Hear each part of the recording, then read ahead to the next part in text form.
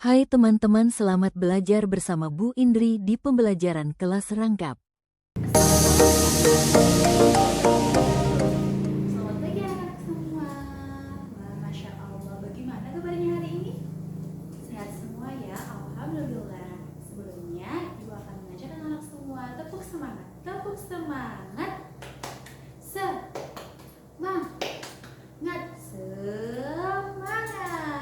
Nah, anak-anak terima kasih ya sudah mengikuti instruksi dengan baik untuk berkumpul di depan kelas 2 dan 3. Nah, kenapa sih kok Ibu menyuruh anak-anak untuk berkumpul di depan kelas 2 dan 3? Ya, karena hari ini kita akan belajar bersama dengan Bu Guru kelas 2 dan kelas 3, karena Pak Guru kelas 3 sudah berhalangan untuk hadir. Baiklah, kalau begitu ada baiknya sebelum kita memulai pembelajaran, kita berdoa terlebih dahulu ya. Berdoa dimulai. Berdoa selesai. Kalau Bu Guru lihat dan Bu Guru hitung, sepertinya kelas 2 dan 3 semuanya berangkat ya, tidak ada yang berhalangan hadir. Betul?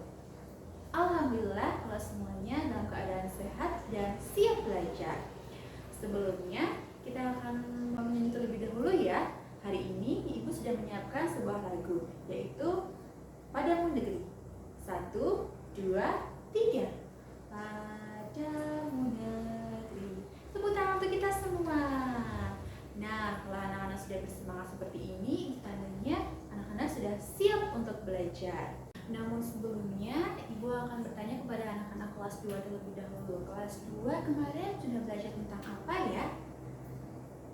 Iya, belajar tentang penggunaan tanda titik pada bacaan. Siapa yang masih ingat tanda titik itu letaknya di mana?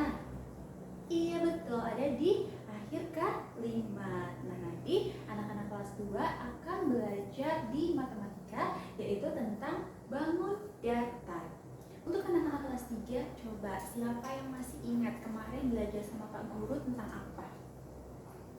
Tentang menulis kalimat tanya. Coba siapa yang masih ingat di antara anak-anak kelas 3, kalimat tanya itu diawali dengan kata apa?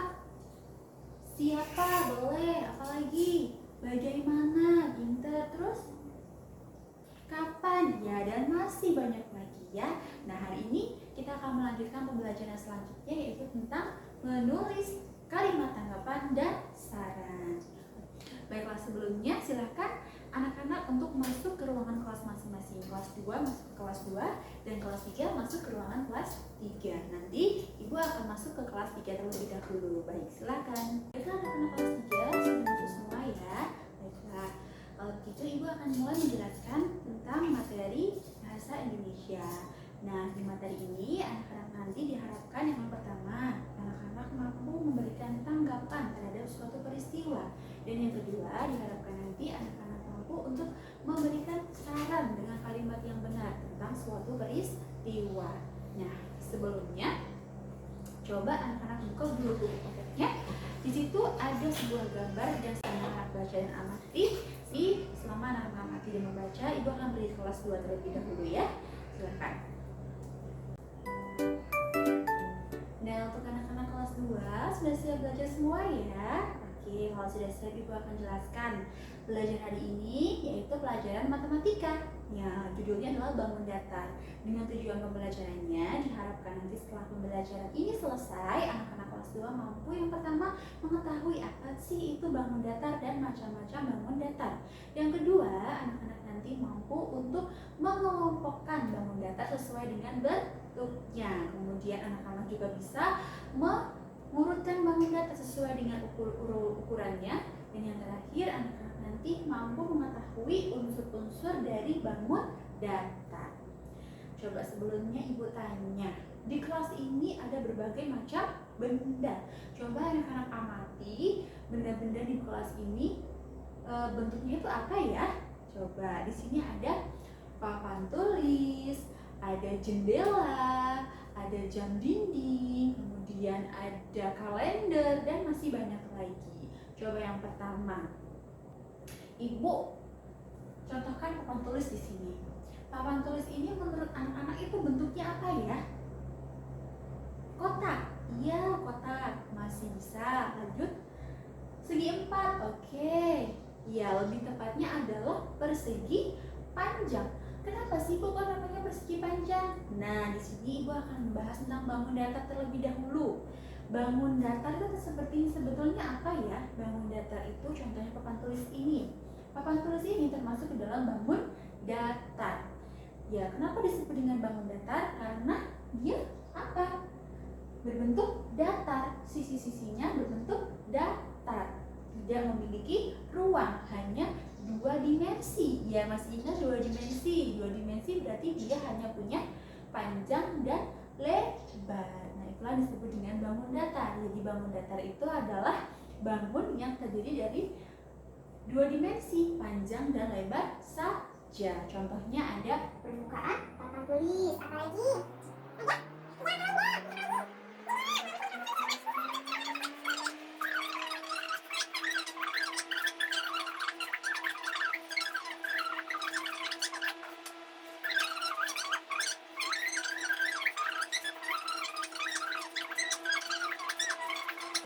contoh, coba lihat contohnya benda apa ya kira-kira yang permukaannya berbentuk persegi?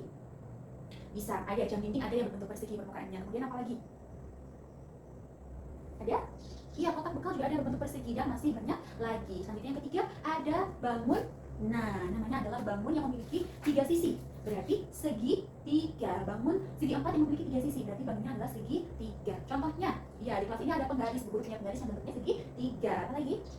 Iya, dan masih banyak lagi ya contoh benda-bendanya. Kenapa disebut dengan segitiga? Karena dia hanya memiliki 3 sisi. Iya, 3 tepian, maka disebut dengan segitiga. Segitiga itu ada yang bentuknya seperti ini, namun ada juga yang bentuknya kalau Ibu lipat jadi seperti ini namanya. Iya, ini namanya juga segitiga. Ya, namanya segitiga siku-siku. Sampai di sini anak sudah paham? Ya, kalau anak sudah paham dari ketiga bentuk tadi, coba Ibu ingin anak-anak menggambar. Dari ketiga bentuk tadi, coba anak-anak gambar sebuah rumah hanya dari 3 bangun tadi. Silakan. Ibu tinggal duduk kelas 3 ya. Baiklah, anak-anak kelas 3 sudah selesai semua membaca dan mengamati gambarnya. Ya, kalau sudah selesai, coba Ibu ingin bertanya. Tadi di gambar yang sudah anak-anak baca dan amati, itu kira-kira gambarnya tentang apa ya? Iya, tentang 2 orang anak yang bermain bola di saat hujan petir, hujan deras. Nah, kira-kira menurut anak-anak, tindakan itu boleh atau tidak dilakukan ya? Tidak. Kenapa? Kenapa anak-anak bisa mengatakan tidak? Ya, karena bisa menyebabkan sakit, betul. Nah, dari situ anak-anak tadi sudah belajar mengenai apa? Memberikan kalimat tanggapan, memberikan tanggapan terhadap suatu peristiwa atau kejadian. Nah, di sini Ibu akan menjelaskan apa sih itu kalimat tanggapan. Nah, kalimat tanggapan seperti yang sudah anak-anak tadi katakan, anak-anak tadi mengatakan tidak boleh. Iya, karena apa? Karena bisa menyebabkan sakit. Nah, itulah disebut dengan kalimat tanggapan. Jadi, kalimat tanggapan itu merupakan ide, gagasan, atau pendapat kita, pendapat masing-masing orang. Iya, mengenai suatu peristiwa atau kejadian. Tadi ada yang boleh mengatakan, ada yang mengatakan boleh, ada yang mengatakan tidak, ada yang mengatakan itu baik, ada yang mengatakan itu buruk. Nah, karena tanggapan itu tergantung dari masing-masing kita, dari masing-masing orang, maka tanggapan itu biasanya diawali dengan kalimat menurut saya. Nah, kenapa kok harus menurut saya, Bu? Karena itu merupakan apa? Pendapat masing-masing. Ya, tidak ada yang betul dan tidak ada yang salah. Nah, kalimat tanggapan itu bisa berupa ya penolakan atau bisa juga berupa persetujuan. Begitu ya anak ya, paham? Nah, dalam memberikan tanggapan tidak boleh sembarangan karena bisa apa? Menyinggung perasaan orang lain. Karena tanggapan itu bisa berupa kritik, bisa berupa saran yang bisa membangun untuk menjadi lebih baik. Nah, bagaimana sih Bu cara memberikan tanggapan terhadap suatu peristiwa atau kejadian?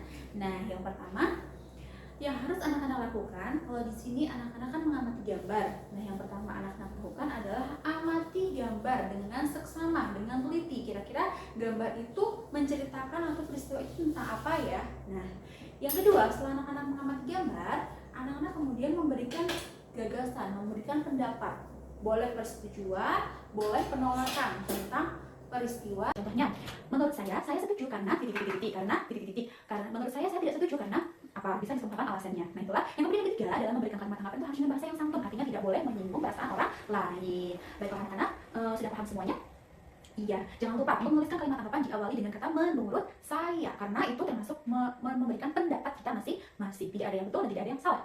Begitu ya. Nah, untuk tugasnya silahkan nanti ibu akan putarkan sebuah video, silahkan anak-anak amati, kemudian anak-anak berikan tanggapan, berdiskusi dengan kelompoknya masing-masing. Ibu bagi kelompoknya menjadi 4 kelompok ya. Sudah siap? Menurut bangkunya saja. Iya, sudah siap semua ya. Baiklah, ibu putarkan sebuah video. Silahkan. Kelas 2 sudah selesai menggambar rumahnya? Iya, bagus, semua hebat, semua gambarnya menarik, warnanya cantik-cantik. Nah, dari gambar rumah tadi, anak-anak sudah menggunakan beberapa bangun datar. Apa? Atap rumah itu berbentuk apa? Segitiga. Kemudian jendela rumahnya bentuknya persegi panjang, betul. Nah, ini ibu akan memberikan tugas kepada anak-anak untuk bekerja dalam kelompok. Boleh, silahkan berdiskusi dengan kelompoknya masing-masing untuk mengelompokkan. Di sini ibu punya beberapa bangun, silahkan anak-anak dikelompokkan menurut bentuk dan ukurannya, gitu ya. Sudah paham? Ibu akan bagikan. Silahkan dikerjakan dengan baik. Ibu akan kembali lagi setelah di kelas 3. Baiklah anak-anak, kelas 3 sudah selesai semua. Iya, kalau sudah selesai berdiskusi, boleh silahkan masing-masing kelompok untuk mempresentasikan di depan kelas. Dimulai dari kelompok 1 ya. Oke, baiklah. Terima kasih kelompok 4 sudah menyelesaikan tugas dengan baik. Nah, kalau semua kelompok sudah mempresentasikan hasilnya, sekarang ibu akan lanjutkan untuk materi yang berikutnya, yaitu tentang kalimat saran. Nah, lalu apa sih kalimat saran itu? Iya, tentu saja saran itu berhubungan dengan tanggapan tadi. Bedanya, kalau saran itu kita memberikan solusi atau memberikan jalan keluar tentang permasalahan yang sedang terjadi. Untuk itu, dalam menuliskan kalimat saran, anak-anak bisa mengawal kalimatnya dengan kata sebaiknya, hendaknya, lebih baik, alangkah baiknya, dan sebagainya. Jadi, saran itu merupakan solusi kita. Solusi kita memberikan solusi terhadap permasalahan yang terjadi. Kalau tadi misalnya, dalam pengamatan yang pertama tentang 2 anak yang bermain bola saat hujan deras, kira-kira saran yang diberikan apa ya? Sebaiknya kita bermain di saat cuaca cerah, boleh, itu merupakan saran. Sebaiknya apa lagi? Sebaiknya ketika hujan tidak bermain di luar rumah. Nah, itu adalah contoh dari saran. Oke, anak-anak sudah paham semua tentang kalimat saran dan tanggapan ya? Ya, kalau seperti itu, ibu akan memberikan tugas. Silahkan anak-anak kerjakan. Di dalam tugas ini, ibu memberikan sebuah gambar. Ya, ada beberapa gambar. Di dalam soal ini, ibu memberikan beberapa gambar. Silahkan anak-anak berikan kalimat tanggapan dan saran yang sesuai dengan gambar. Ingat, caranya anak-anak amati dulu gambarnya. Setelah itu, baru kemudian memberikan tanggapan. Tanggapannya itu berupa persetujuan ataupun penolakan. Setelah itu, boleh anak-anak berikan sarannya, solusinya, sebaiknya, hendaknya, atau alangkah baiknya, dan sebagainya. Sudah paham ya? Kalau begitu, ibu tinggal ke kelas 2 terlebih dahulu. Oke, baik, kelas 2 sudah selesai semuanya ya. Kalau sudah, boleh silakan masing-masing dari kelompok mewakili untuk mempresentasikan hasilnya di depan kelas. Ya, terima kasih kepada kita semua sudah paham mengenai mengelompokkan bentuk dan memberikan bangun data. Selanjutnya, ibu akan menjelaskan materi selanjutnya, yaitu tentang unsur-unsur dari bangun datar. Ya, sebagai contoh yang memberikan yaitu bangun persegi. Bangun persegi ini terbentuk dari garis-garis yang berada di pinggir. Ya, di pinggirnya ada pinggirnya. Maka garis-garis inilah yang kemudian disebut dengan sisi. Jadi, sisi itu adalah garis yang membentuk suatu bangun datar.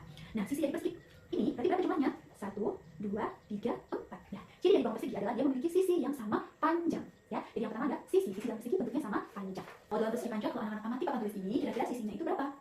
Ya, sama 4. Namun, sisi dalam persegi panjang itu antara yang bawah dengan yang samping itu beda ukurannya. Yang atas itu lebih panjang daripada yang samping, karena yang atas dinamakan dengan sisi panjang dan yang samping dinamakan dengan sisi lebar. Nah, kalau sudah paham, di sini ibu sudah punya lembar kerja. Silakan anak-anak kerjakan untuk latihan anak-anak semua. Nah, kelas 3 sudah selesai semua ya. Kalau sudah, ibu ambil pekerjaannya. Baik, kelas 2 sudah selesai semua. Ya, kalau sudah selesai semua, ibu akan mengambil hasil pekerjaannya. Dan silakan anak-anak berkumpul di depan kelas 2 dan 3 seperti tadi. Nah, alhamdulillahirrahmanirrahim, kelas 2 dan kelas 3 sudah menyelesaikan pembelajaran dengan sangat baik. Terima kasih ibu ucapkan atas kerjasama dan ketertiban anak-anak semua. Baiklah anak-anak, sebelum ibu tutup pembelajaran kita pada pagi hari ini, ibu akan bertanya dulu. Kelas 2, dari pembelajaran tadi, coba siapa yang ingat kalian belajar tentang apa? Iya, tentang macam-macam bangun datar. Yaitu ada persegi panjang, ada persegi, ada juga segitiga. Nah, unsur-unsur dalam bangun datar adalah yang pertama, dia mempunyai sisi, betul. Kemudian dia punya sudut dan juga titik sudut. Untuk kelas 3, coba siapa yang masih ingat tadi kita belajar tentang apa? Tentang kalimat saran dan kalimat tanggapan ya. Tanggapan dan saran. Kalimat tanggapan itu kalimat yang iya menurut pendapat kita masing-masing. Sedangkan kalimat saran itu berarti apa? Solusi yang diberikan atas sebuah peristiwa. Sudah bisa semua. Ibu kalimat tanggapan diawali dengan kata menurut saya. Sedangkan saran diawali dengan kata sebaiknya boleh, hendaknya boleh, alangkah baiknya dan sebagainya. Baik, sudah paham semua ya anak-anak sudah sampai sini? Ya, kalau sudah paham semuanya, karena waktunya juga sudah habis, Ibu akan menutup pembelajaran kita hari ini. Nah, sebelum Ibu tutup pembelajarannya, sebaiknya kita berdoa terlebih dahulu. Berdoa dimulai. Berdoa selesai. Baiklah anak-anak, tetap semangat belajar, jangan lupa berdoa dan jangan tinggalkan ibadah. Ibu akhiri, wassalamualaikum warahmatullahi wabarakatuh.